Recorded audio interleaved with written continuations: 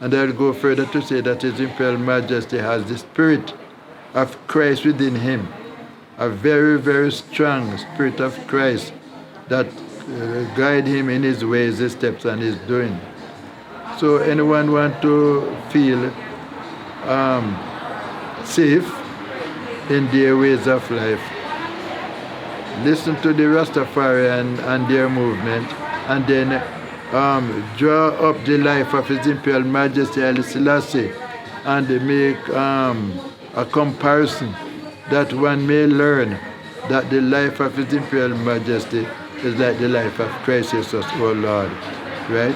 Because if he served God in spirit and in truth, whoever believe in him, they should also follow the footsteps of His Imperial Majesty to give Christ the glory, to give him thanks and praises.